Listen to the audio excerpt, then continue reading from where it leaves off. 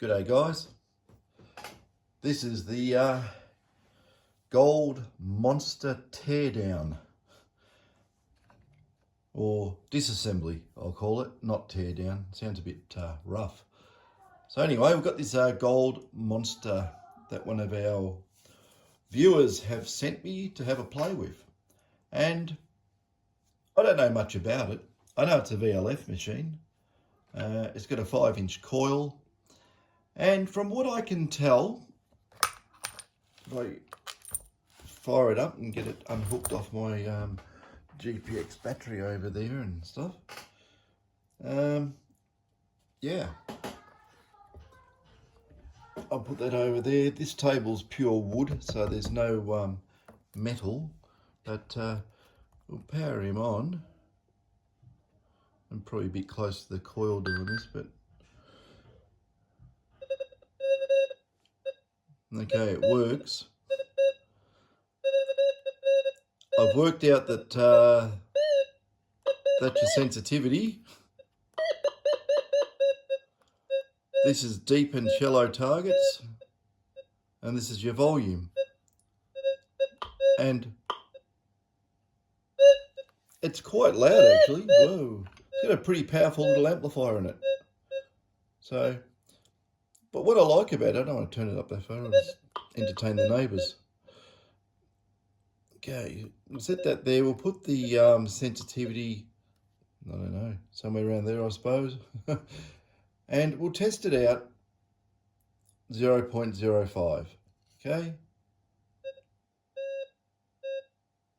I'll give it some more audio, it's not very loud. There we go.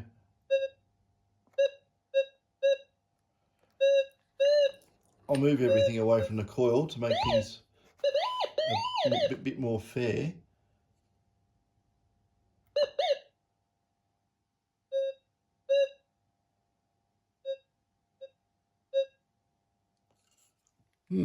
Okay. Give it a bit more sensitivity. It's fairly quiet, so we'll put it up. I'd call that 3/4 on the sensitivity scale. Let's see. Oh yes.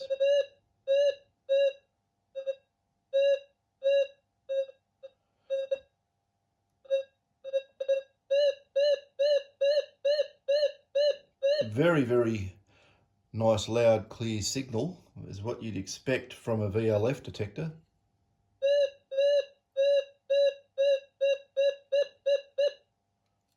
That sounds quite good. I should have read the instructions on this detector. I got no idea on what's what. So yeah, so it screams very nicely on a 0.05. It's getting it a good distance. But the interesting thing is, what's it like on hot rocks? So got the Kalgoorlie ironstone here, one of the nastiest specimens we've got, and we'll see what this does. Does it have auto ground balance? How does it even work? I don't know. Does it have any other switches on it? Not that I can see. Okay, we'll see what happens anyway.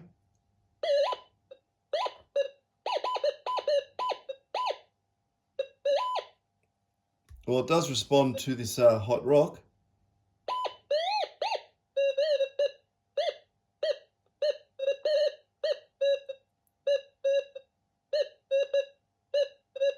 Yeah, it sounds like a normal target to me. Let's have a look compared to the 0.05.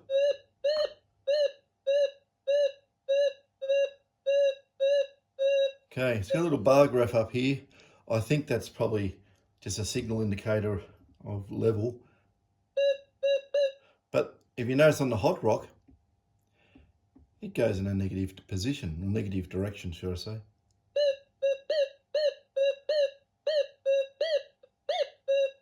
You get close to the coil though, and it can confuse it a bit. There you go.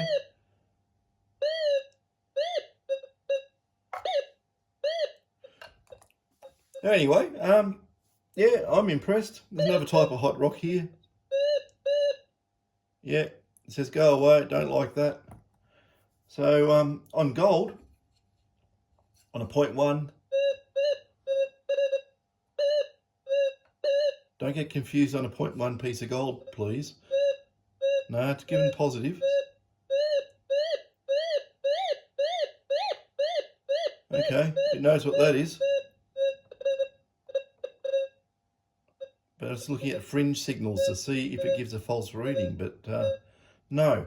Here's the biggest test we do of these. I'll stick that hot... Okay, it's settled down on that hot rock. Can it still pick up gold with a hot rock in the vicinity? Let's have a look. Oh, not a problem.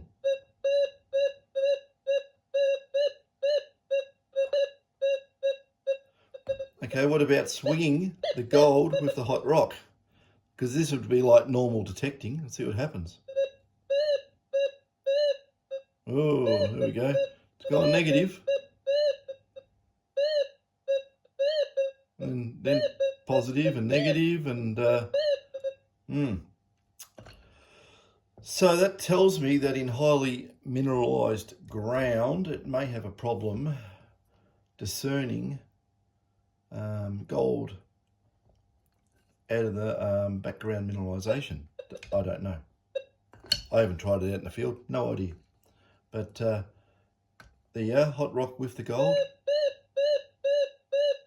And the hot rock's, you know, much bigger than the poor 1.1 gram piece of gold. So, you know, maybe that's it's okay. But, you know, you really need to field test it.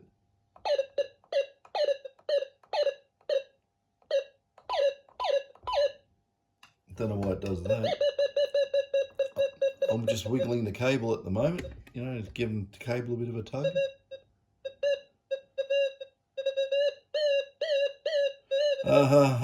Okay.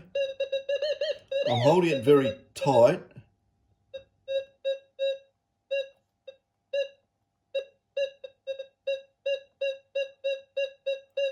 I think it might be responsive in relation to its own cable if it's coming over the coil. I'll lift it up. Hang on.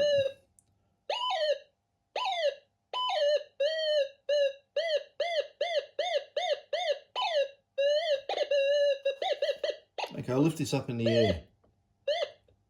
It's obviously picking up some of the bench equipment, but no, away from the bench it doesn't do it. I don't think there's any screws in this bench around here.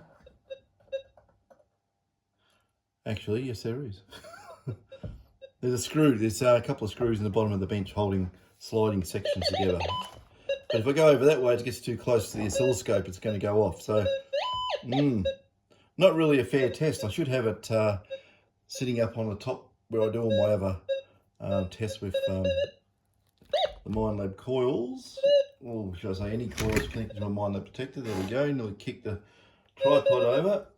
So what I'll do now, I'll get rid of that double D and I'll stick it up there away from everything.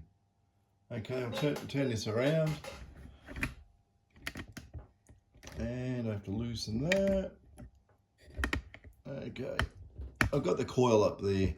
So here's the detector and I'll give it all a wiggle.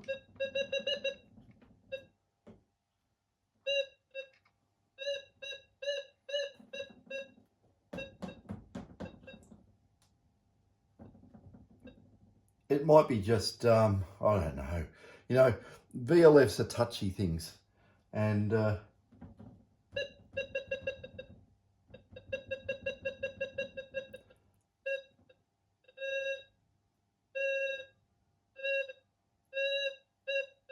think it's actually picking up its own cable. So if you had the cable, you know, bent away from itself like so and straight up the stalk or stem, it would probably be okay. But I think that it is having a little bit of a tanty with its own cable. You know, maybe you want to bend it out, you know, on an angle like that. Don't put a big bend in it, you'll break the copper wires. But, you know, if I get that away, see, you get the cable away. There you go. It's far more stable. So it's interacting with its own cable a little bit. There's probably not much. Yeah, see, it comes back over, and there you go. So that's one to watch out for on this detector. But as VLFs go, I'm impressed with the sensitivity. Can't knock that. I also noticed that the batteries are very low on this too, so I'll power him off and we'll pull him apart. We'll have a look inside.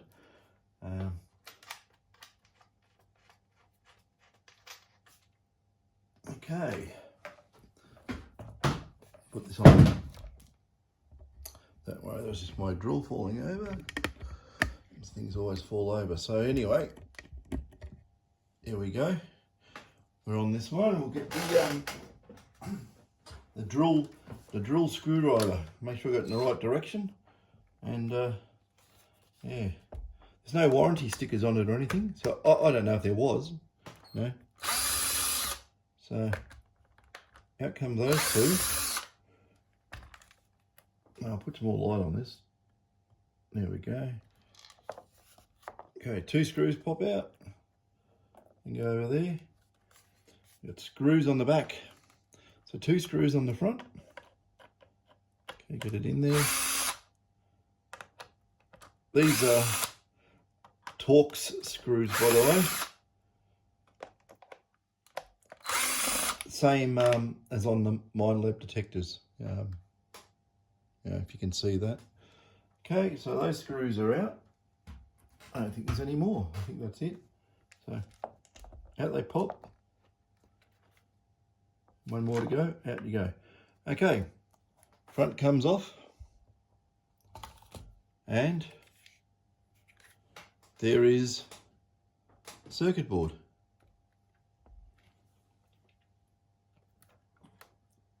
Should have more backlighting on this. I've got light here coming down from the bench, and it may make the front of everything look a little bit dark. Anyway, well, we can fix that. I'll change camera angles in a minute.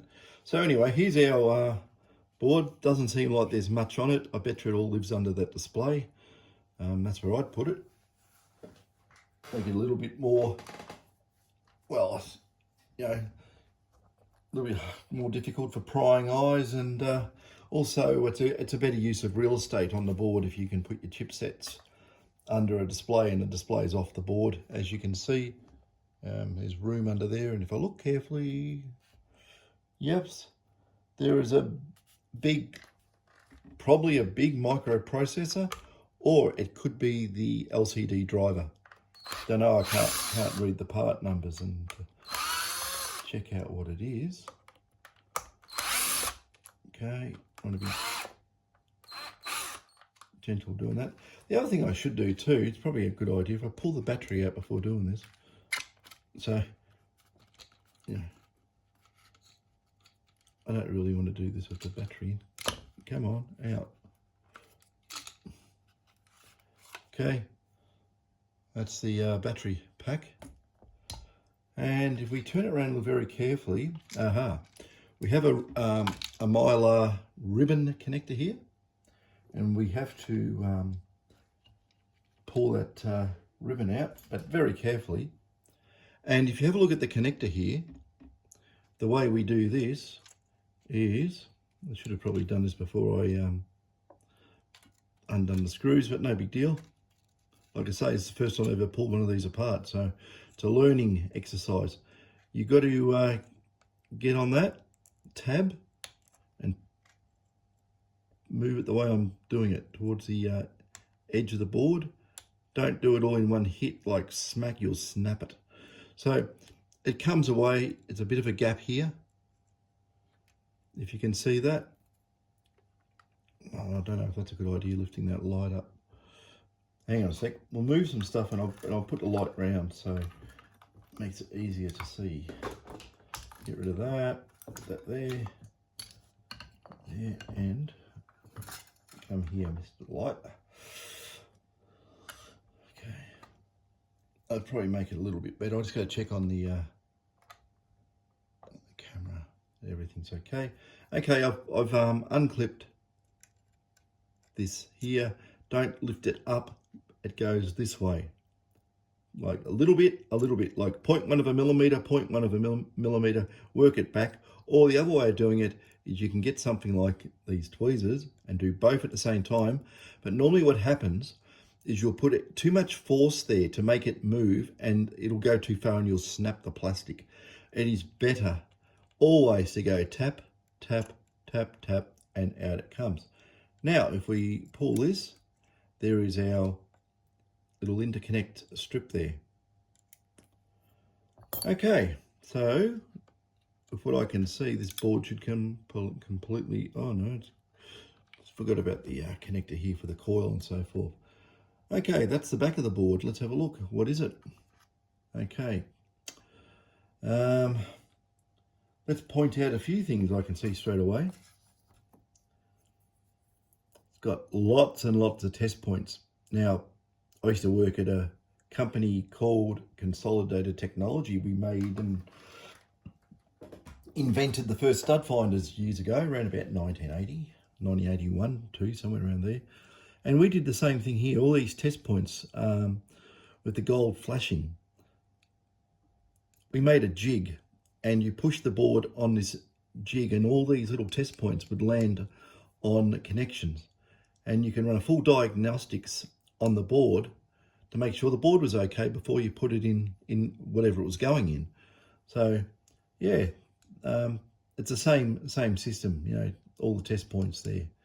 And the diagnostics we used to run would read all the points, power the thing up, and if there was any problems, it would tell you where the error was, and it would say, oh, you know, if there's a short circuit here, that might be connected up to, you know, test point 504 here, and it would say there's a error, you know, it might be signal voltage or whatever, and it's not there, or something's out of normal parameters, and it would say this board needs fixing, and it's around there. It'll be around that area there. Quick look at this board. Around here looks like a switch mode power supply,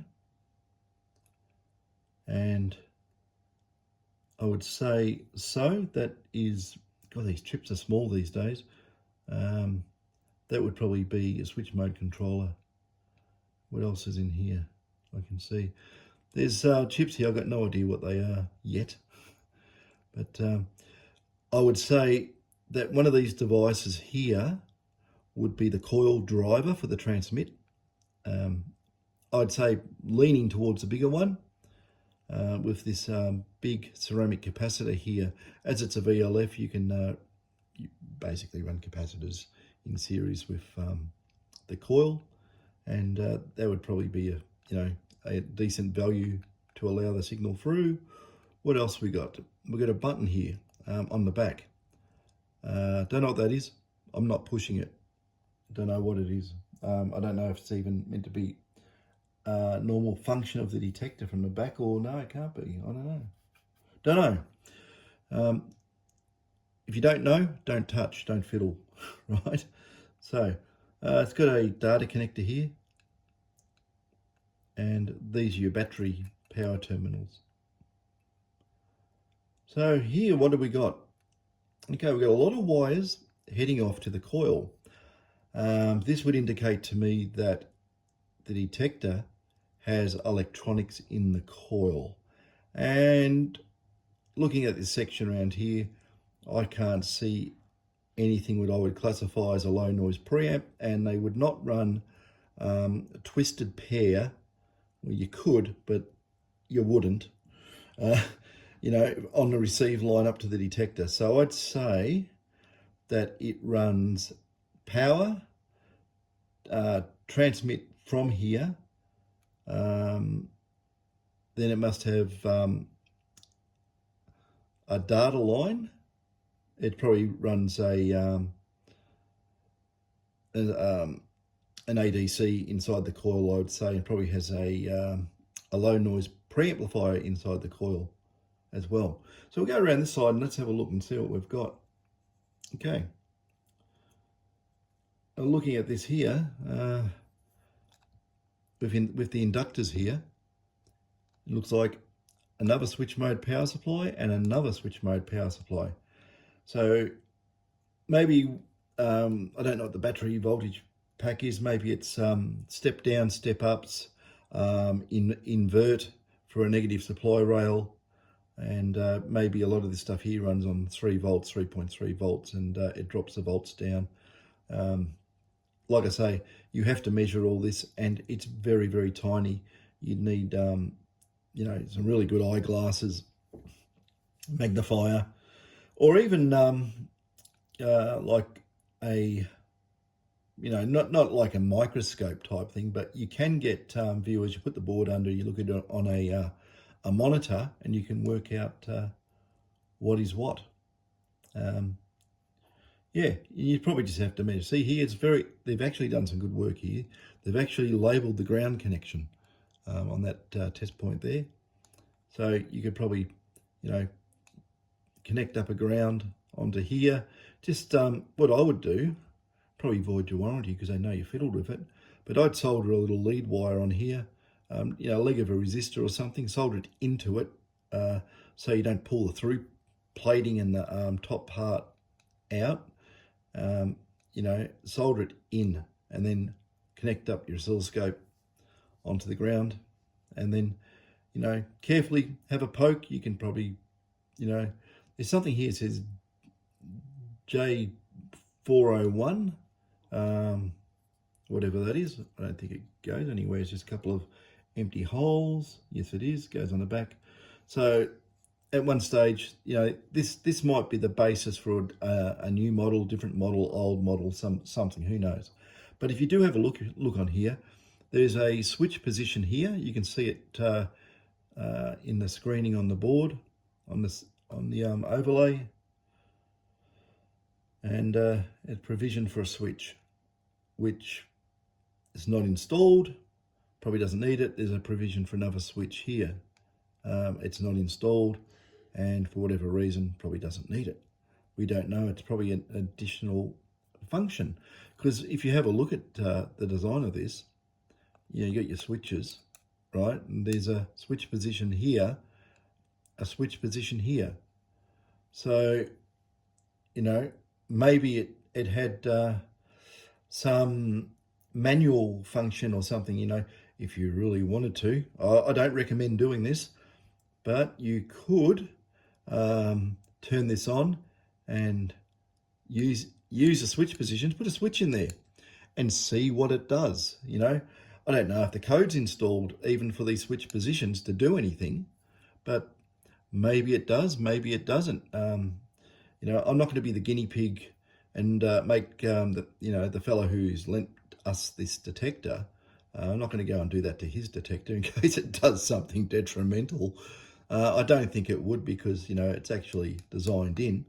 But, you know, you could, you know, flash it across and have a look what it does. You know, it might have a super boost function or something. I don't know. Yeah. And at the top here as well, you can probably see J502. It's not populated, so don't know. Oh, look here, another switch position up the top here. So there you go. There's another 3 switches you can add. For what they do, I don't know. I'm only guessing because I didn't design it. I don't know what is in other people's heads.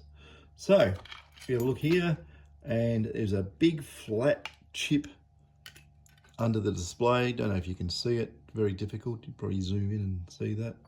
But to find out what that is, not that it make much difference, you'd have to take the display out. These are a very generic display. It might have a custom etch on it.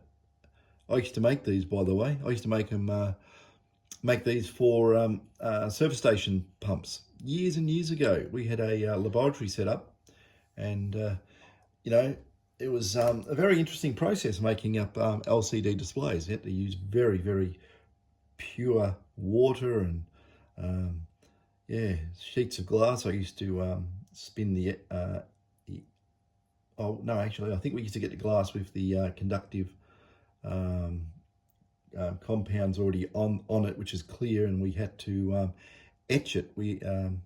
Yeah, it was a UV process. Anyway, I'm talking, this is 1980s. It's a long way in the far distant past, and you know, I don't really want to go there.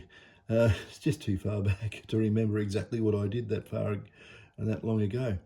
So anyway, it's a neat little layout. Nothing wrong with that. And if I look here as well, I don't know if there's anything on the other side of the board in relation to that. You can see here there is another switch or multi-switch position. This would be like a miniature version of a switch that they used to push it, like they used to have little fingers sticking up and you'd go click on, click off, like so. You know, you used to use the tip of a ballpoint pen to move the switches on or off. So, you know, they could be, I'm only guessing here, they could be, you know, to save on cost, there could be a next model coming out and all these positions could be filled up for the next model. This here may be selecting address lines for changing functions on the microprocessor. But on the back of it, they do have a data port, by the look of it, which they could remotely program this. But then there's hard wire functions as well. So, you know, what goes here, I don't know. Obviously, you can usually tell from Minelab if there's any external wiring that goes to anything else, they'll put inductors or capacitors hard up as filters on any of these type of connections. So let's have a look what else is in this thing. There's not much, is there? You know, but you got to remember there's a lot of, you know, you look at little chips like that, you know, that very, very small, what is it? You look at it, it's probably got about, you know, 12 legs on it or something like that. Could be doing anything, you don't know. You know, these 5-legged things now, usually op amps. You know, it could be those devices here, probably diodes, could be transistors. Don't know. And I don't think anyone's going to give anyone the schematic for this. So, yeah. But that's inside the Gold Monster. I'm, yeah, relatively impressed with the layout. It looks good. You can see they've used an internal ground plane. Good construction technique. Nothing wrong with it in that regard, but there probably is extra functionality available. And probably to get that working, if it didn't have the code in there to run those switch positions for whatever they do, you know, maybe Minelab at one point will, you know, bring out an update and you connect it to your computer, shove it in a data point here, and away it goes. Yeah. I'm wary about this thing here, you know, this this push button. You know, what does that do? Do you push it and you, it's got a function that flashes all the memory out of it or something and you can reload it? I don't know. I don't want to experiment. And anyone who's mucking around with one of these, just to be on the safe side, don't push that button there. I would not do it unless you know, knew exactly what that did. But as it's on the back of the board, I'd say it's something to do with programming. And, you know, you might push it and wipe the code. So don't do it.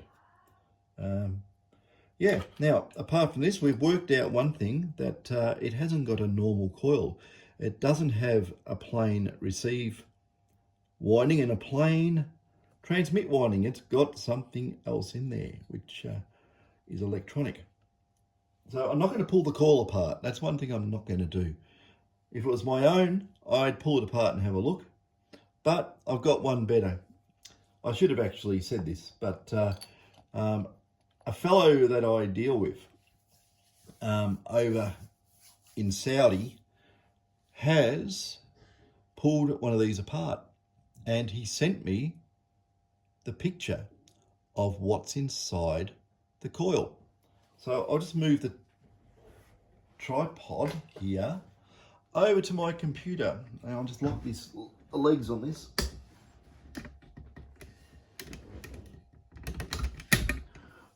or otherwise I'm going to have a tripod everywhere. So bring this over.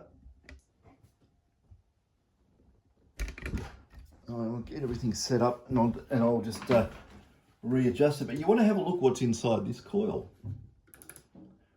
Okay, it's not the best picture, but you know, beggars can't be choosers. Okay, I'll bring this in a bit closer and avoid everything on the floor. Okay, whoops, hang on, how did where'd it go? Was it there? Yeah, there it is. Okay. I'll get a pointy stick for what I've been able to work out. Now, from what I can see, there is no analog coil data gets sent back into the detector head. If you have a look, yeah, here we go. These are the transmit coil connections here. This is the earth grounding shield of the coil. And here is your receive windings here. Now, I can't really tell too clearly, but I've sort of got an idea. You can see the transmit windings here. I take it's probably a common ground through that little through plate there. I can't see it going anywhere else. It goes on the back of the board, so who knows what's there. The other transmit wire comes down here. Now, it goes to this capacitor. As far as I can tell, it might be a series capacitor for a resonant frequency. And here's another, maybe that's a trim capacitor you can put in if things are out of parameter. Anyway, you look at the track here, I can see it go down, and I think it runs straight down to the transmit connection here. So TX, it's probably just straight through, a little bit of a tuned circuit with the coil to make it resonant, and that's it. I mean, there goes your wires off into the detector. None receives a little bit different. If we have a look at the receive winding wires from the winding, there you go. Have a look here. Runs through this resistor, runs through a 0 ohm resistor here, and this IC here is a differential amplifier with single-ended output. So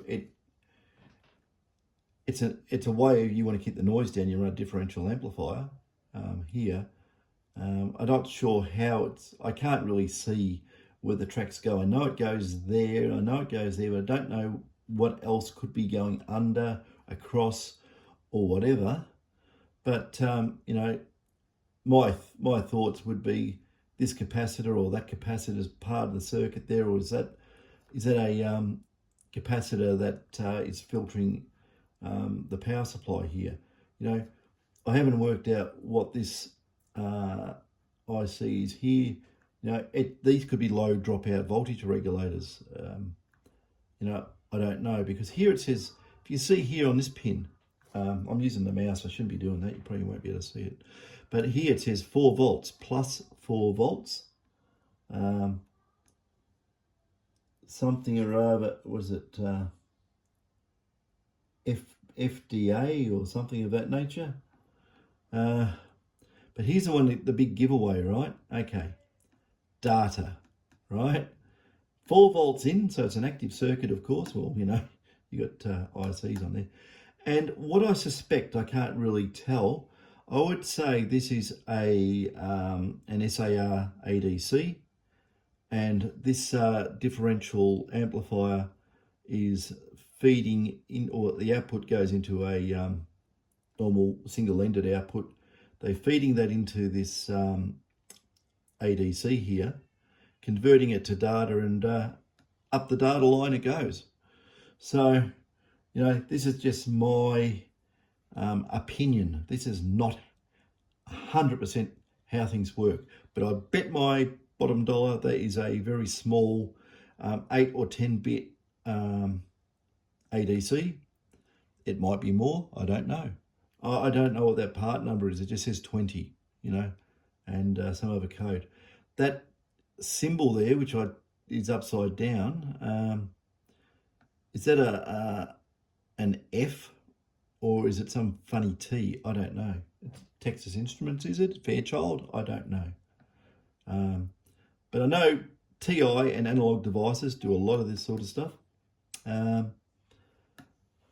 Yeah, so that's that. You can probably get in there and do some fiddlies if you really, really wanted to. You would have to, the thing is, you'd have to basically look at what's coming out of this device here. I'm using the mouse again, I'm used to that. This one, this differential amplifier. And, you know, you can probably experiment around and see, change values, see what happens. You know, just experiment. Might be a good idea if you actually drew the circuit out and, you know, then you know, had a bit of a gut feel of what you could do to change things. Now, I have been told that these detectors were designed for the African gold market, and that's why there's Arabic writing written on the sides, and there wasn't meant to be. This is only hearsay. I'll just repeat the hearsay, right? So there you go. Wasn't even designed for the Australian market or US market, but there was a big uptake of these detectors here, and they were designed for the African market. You know, if I am incorrect, you can put it in the comments and tell me so. But yeah, that's what lives in the coil. I don't think there's anything special. I don't think, you know, there's any of this, you know, data in, data out. Oh, I haven't got my handshake signal. I'm not going to work. It may be in there. It might be that chip there. I don't know. I don't know what that is, you know. O2S something. I don't know. Don't know what it is. But I know what that is. I found that one. That was an easy one to find. Just even through functionality, it was pretty easy to find. And that one there, what this does, and there's no analog signals, or like I say, it has to be an ADC, doesn't it? You know, and there's nothing on the back of the board as far as I know. So it's another view of it. And if you look at here on this chip here, yeah, see, I can see the middle leg coming off. I don't know if it goes to the data or to the ground. I'm guessing, if I can see around there, it's clear, I'd say that's a data output there. And yeah, wherever else it takes its power and so forth from, somewhere, it might be on the back of the board even, who knows. But yeah, that's it. Big juicy capacitor here, either that's a local voltage filter or part of the tune circuit for the RX coil. Yeah, it's very hard to tell by looking at these circuit boards, but that's what it is. Yeah, all very good. That's a Gold Monster. So anyway, I think Minelab have done a good job on this detector. I do like certain aspects of it. Being a VLF. Now, the only thing, I'm going to be really, really critical here because, you know, and I know these detectors are made to a price and they don't want to go and spend a damn fortune, you know, doing things that possibly are not necessary. But the noise problem.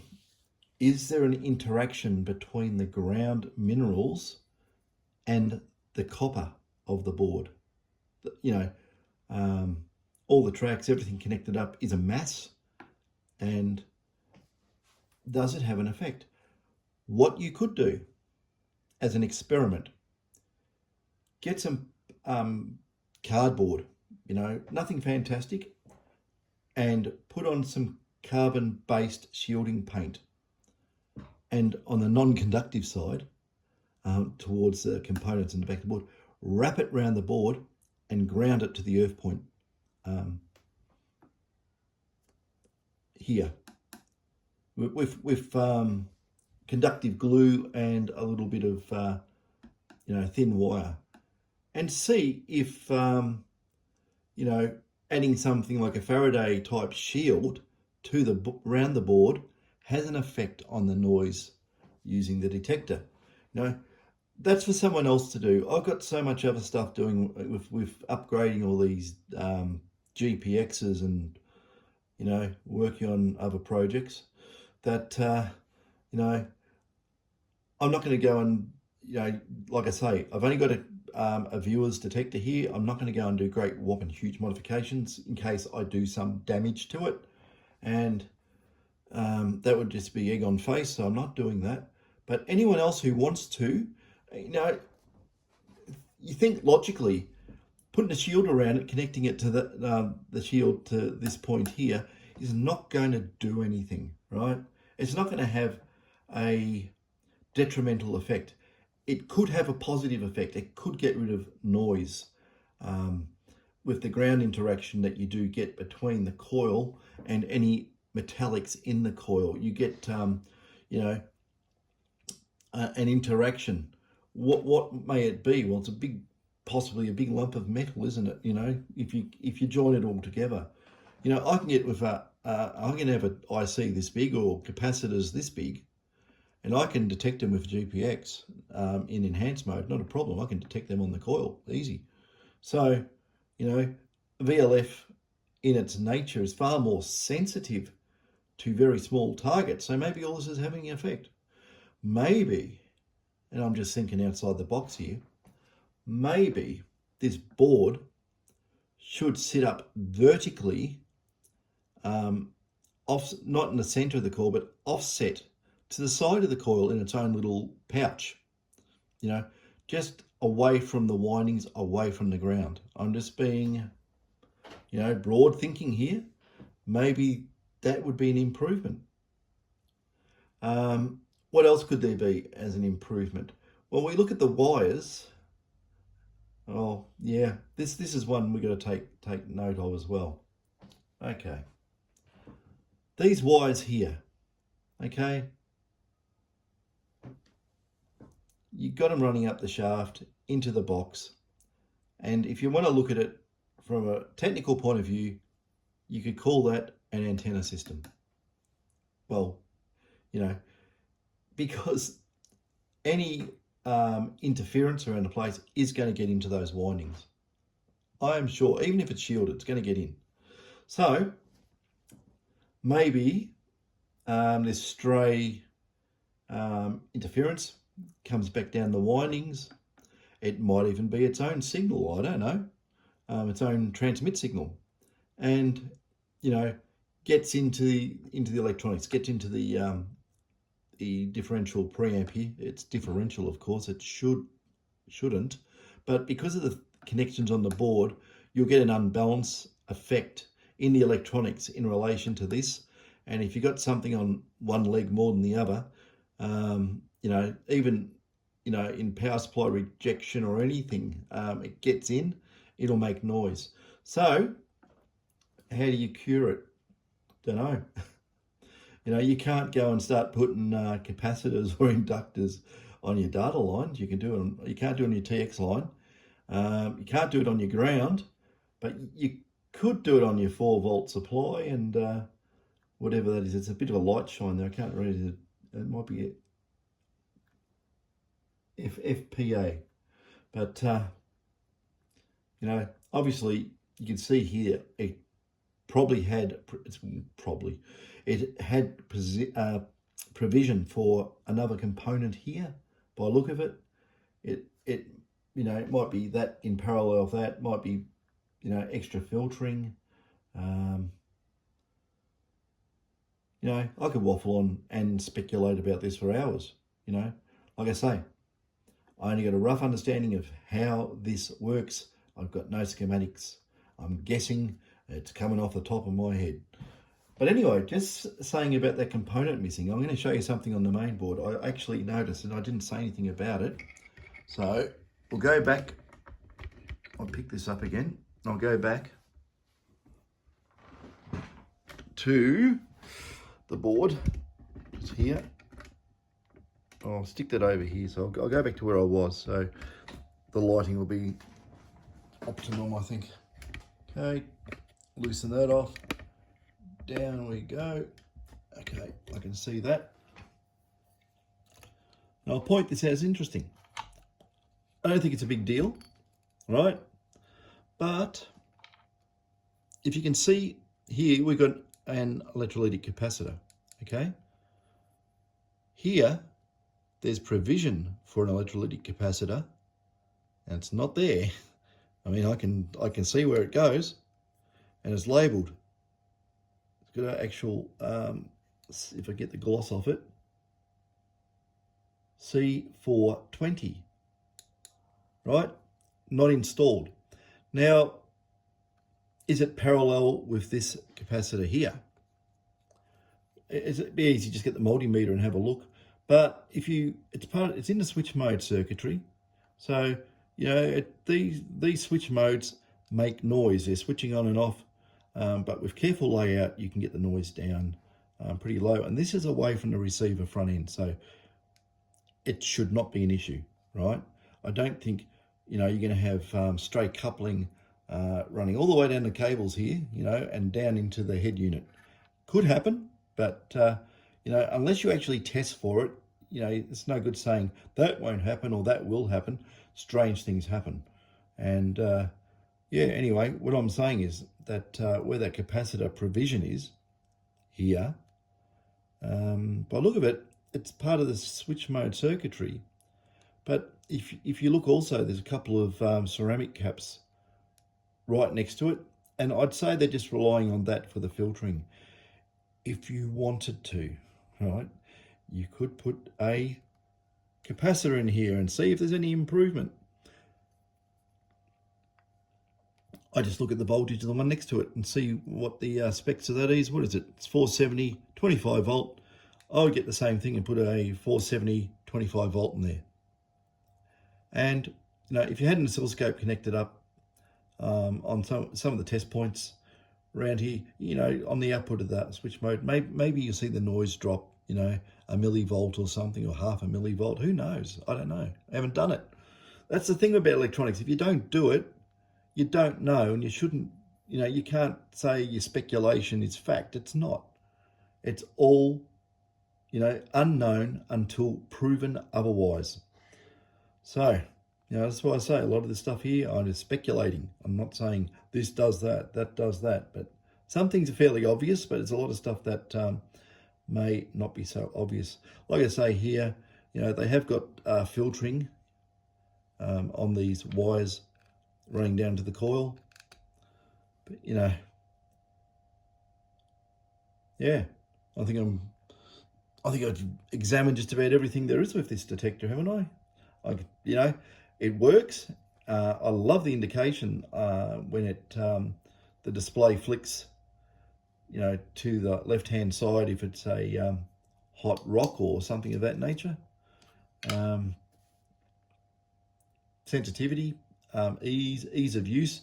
The audio output of this is absolutely loud. You could be deaf and still hear it. It's, you know, it's got a really good audio amp in it, which will probably be, you know, when it was, what are they using for the audio amp? Are they using Class D switched or something different? I would put the audio amp on the back of the board if it was me. And actually, when we look at that,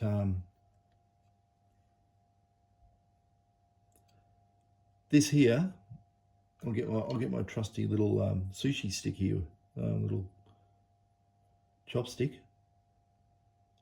I'm guessing that's the audio amplifier chip there. And it may even have its own separate power supply for the audio section. Might be wrong. Don't know. Might even be that chip there. But, you know, if you went and had a look on these chips, look them up if you can.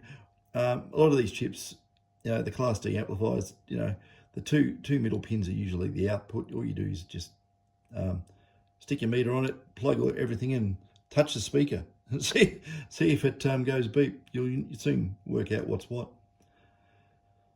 Yeah, but I reckon this video's gone on long enough. I might do some very, very simple experiments with this, nothing detrimental. I'm going to be very protective. And if I find anything good, I'll make another video of it. And if it helps the fellow who owns this detector, I'll leave those, upgrades inside the detector and send it back to him. So, my other thought is too, I was just thinking, right, that with Minelab's new detector they brought out, that Manticore detector, what's the difference between it and those previous models? The what are they called? I used to do coin detecting and that. I don't do it. I haven't done it for years. But what they call them? God, can't think of the name of it. What they were called? I think there was 800 and 900 or something or other. Yeah, I'll look it up and see what they were called. But people are saying it's the same. I've seen the videos from other people. There's a fellow, what's he call himself? NYC Detect or something or other. He's been playing around with all these detectors and he's been putting them up against each other. And what is the difference in this Manticore? It goes deeper, does it? So either it's got a better receiver or it's putting out more grunt.